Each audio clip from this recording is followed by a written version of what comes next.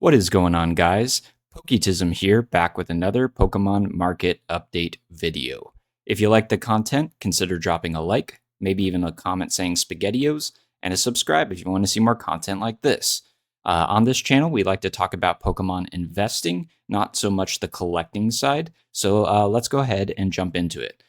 So I just briefly want to go over the Pokebeach announcement here for Mega Evolution Chaos Rising. So we got this announcement yesterday, and I woke up early today expecting a Pokemon Center drop.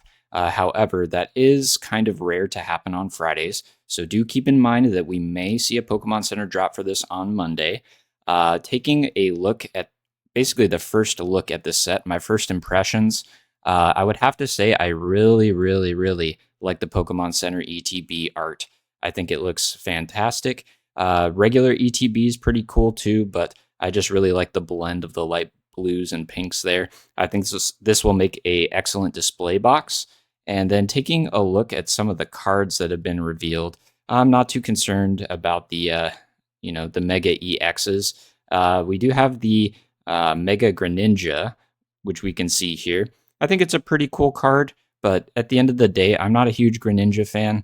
But I'm sure for the Greninja fans out there, I think this is going to be quite a popular card for them.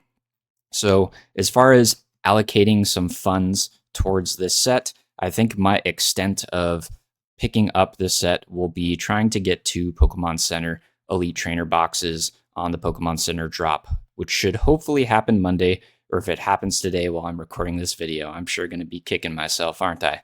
Okay, so brief little coverage there. I don't really think that the booster box looks great to display, but to be fair, most of the Mega Evolution and the latter end of the Scarlet and Violet era, not very good displays, in my opinion, whereas a lot of the Sword and Shield boxes like Fusion Strike and Evolving Skies just look great on a shelf. So kind of a shame.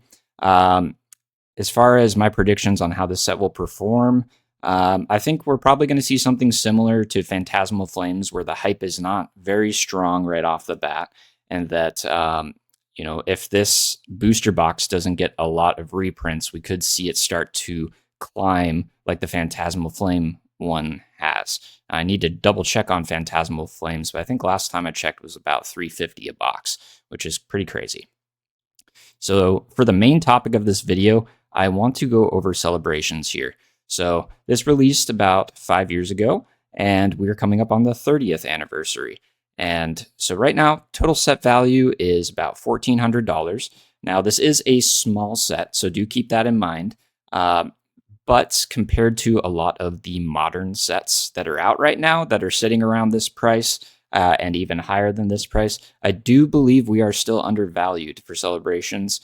I know it was a highly printed set.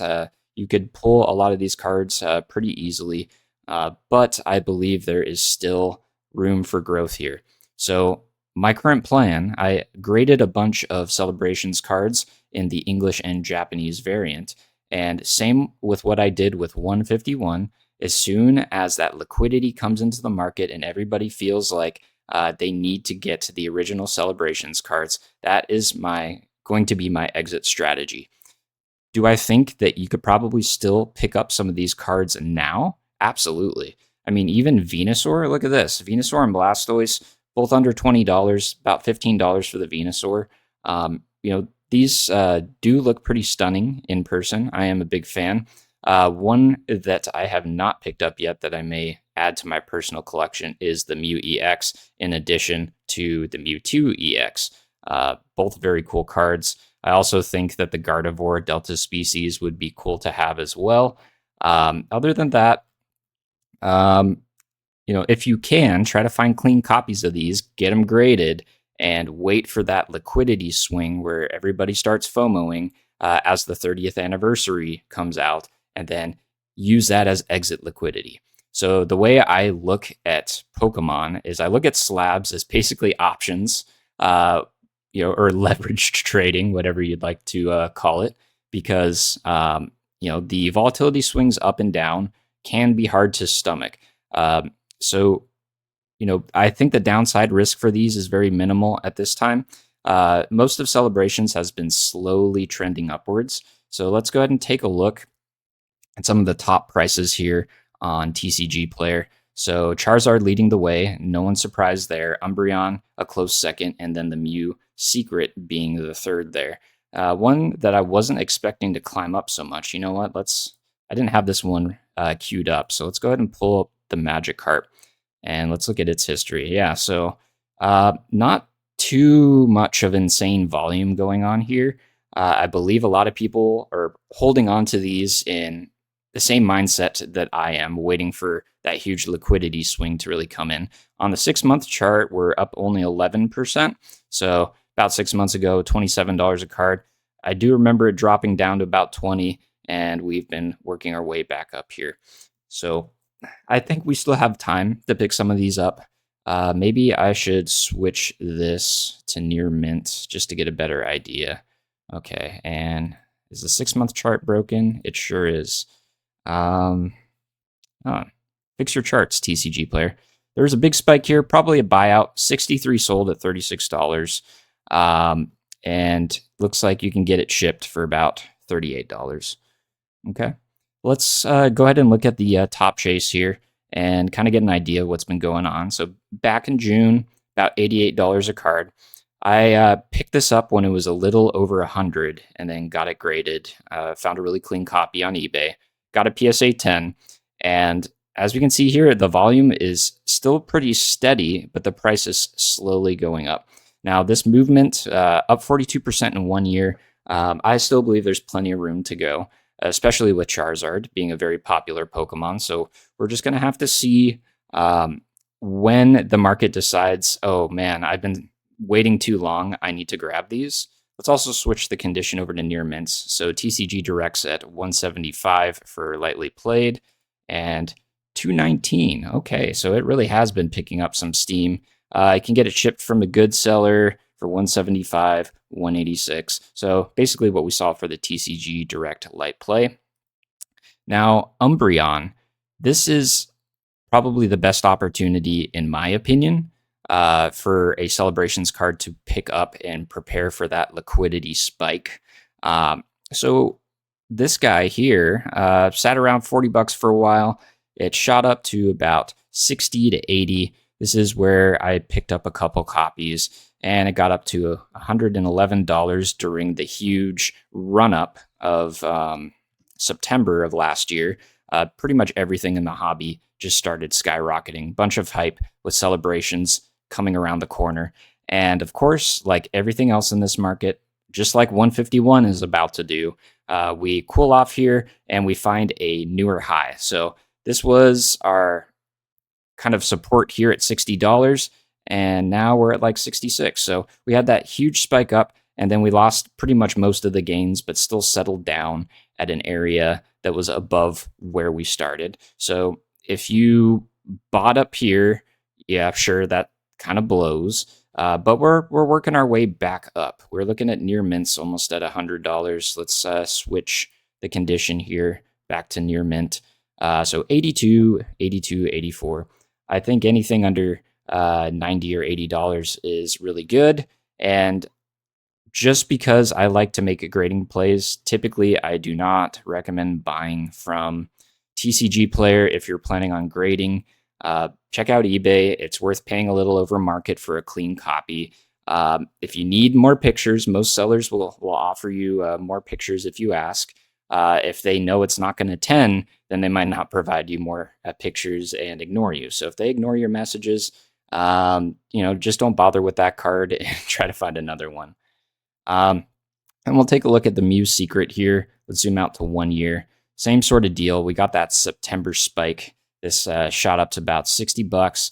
And rather than settling back down at that $30 mark, we settled down at 42, consolidated here for a month, and now we're working our way back up.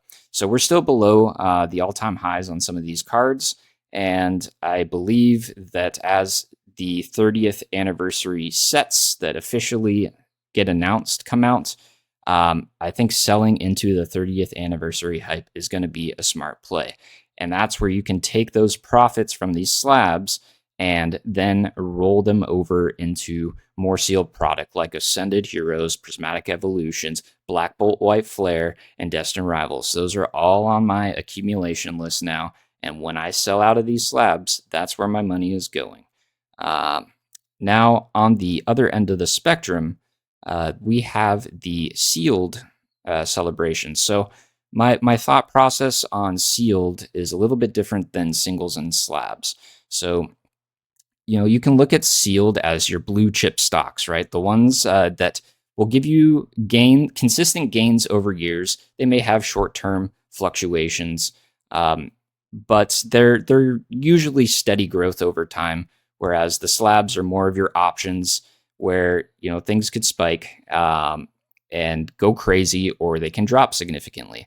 So if you tend to buy and grade slabs, you just have to be able to stomach that volatility. However, with celebrations, I still think that under $500 for a Celebrations Elite Trainer box is a really good deal. And if I had the funds to allocate to it now, I probably would pick one up. I would not be surprised if this continues to rip into the 30th anniversary. And then I'm sure we'll have some sort of correction, but that correction is, I believe, going to settle above where we're at now. So if you have a long-term conviction game plan, Celebrations is not a bad way to go. So we're going to take a look at the charts for the PC ETB in addition to the Ultra Premium Collection. So we're on the 6-month chart here for Celebrations. We got down to about $333 a box towards the end of the year. And then coming into the 30th year anniversary, we've been working our way up. So let's do 3 months here so we can get an idea of how much growth we have had since that December low. And that brings us up to 40%. So congratulations if you picked up some of these boxes at around $300, $350. I had the opportunity to do so, but I did not. I ended up allocating money towards more of the modern sets.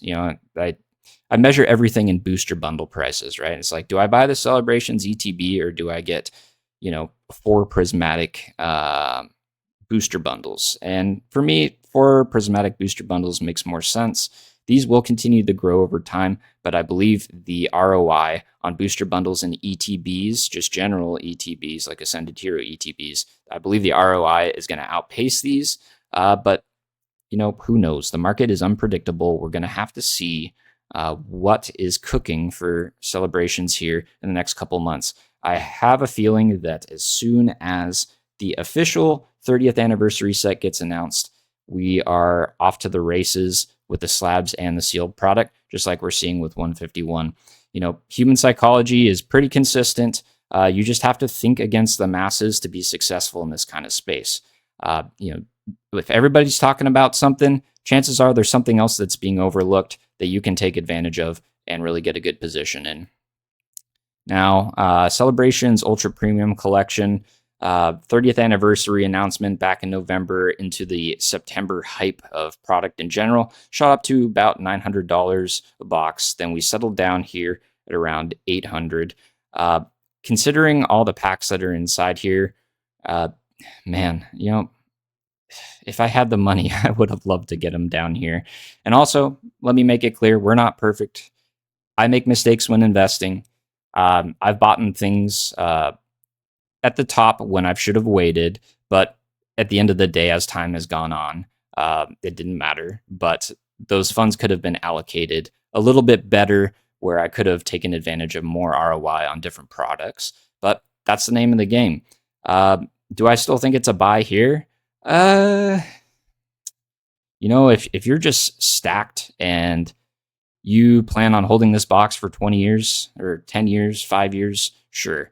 I do like to make a little bit more of short-term plays. Basically buy stuff that is very available, and then as it starts to become not available and the demand increases, then I rotate out of those products. Still keep some for the long term, and then I will pick up something that's undervalued. That's been my cycle ever since I've started this, and it's been pretty successful for the most part.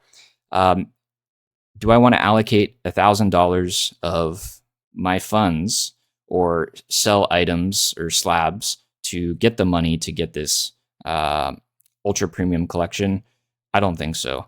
These products are going to be very rare and hard to find, and as time goes on, this will appreciate significantly in value. But my main concern is it's just one item, and the liquidity of this item is going to be harder the more expensive it gets. So this is where booster bundles, regular ETBs come into play for any of these modern sets. Is their ROI is, in my opinion, a lot better than getting something this high. I do think it's going to go up before celebrations. I probably will peak around $1,500 is going to be my prediction. And the buying volume here has been pretty steady over the past couple months.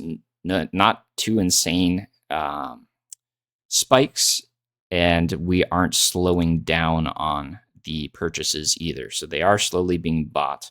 But I do believe there are better ways to allocate your money in this market. So that's my little talk about celebrations today. It's going to be a hot one out here where I'm at. So off to work for me. You guys will probably see this in a couple hours.